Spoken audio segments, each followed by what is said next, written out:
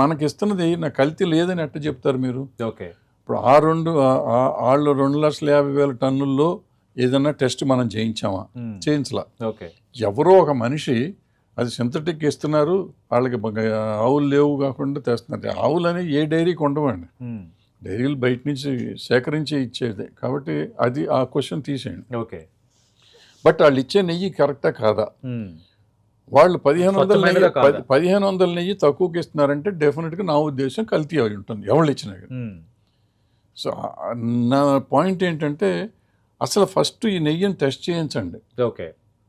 ఇప్పుడు వస్తున్న నెయ్యి, పాత నెయ్యి వదిలేయండి. ఓకే. 400 రూపాయలకి 500 రూపాయలకి వాళ్ళు మీరు కొంటున్నారు కదా, మీరు కొన్న నెయ్యిని టెస్ట్ చేయించారా? ఓకే. ఈ బ్రాహ్మణ టెస్ట్ కాదు, కలిపే వాళ్ళకే తెలుసు. కలిపే వాళ్ళకి తెలిసే మరి కలిపే వాళ్ళని ఎందుకు తీసేయట్లా? ఓకే. గత ప్రభుత్వంలో ఉన్న వాళ్ళే ఇప్పుడు కలుపుతున్నారండి.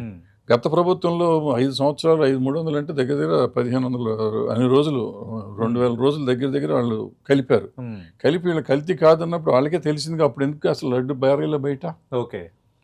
ముందు ల్యాబ్ టెస్ట్ చేశారు కదా, వాళ్ళే ఇప్పుడు ల్యాబ్ టెస్ట్ చేస్తున్నారు కదా, వాళ్ళని ఎందుకు తీసేయట్లా? ఓకే. 500 రూపాయలకి నువ్వు ఎట్ట ఇచ్చావు అని అడిగారు అప్పట్లో. ఒకసారి 350 400 నువ్వు ఎట్ట ఇచ్చావు కల్తీది కాకపోతే అని చెప్పి అదే ప్రశ్న నేను ఇప్పుడు అడుగుతున్నా. రైట్. ఇవాళ కూడా అదే కదా, నువ్వు 100 రూపాయలు పెంచి ఉంటావు రేటు, 100 రూపాయల మంచి నెయ్యి ఎట్ట వస్తుంది? ఓకే. టెస్ట్ చేయించండి అంటున్నాను నేను. ఓకే. మనం ఎందుకు టెస్ట్ చేయించట్లేదు?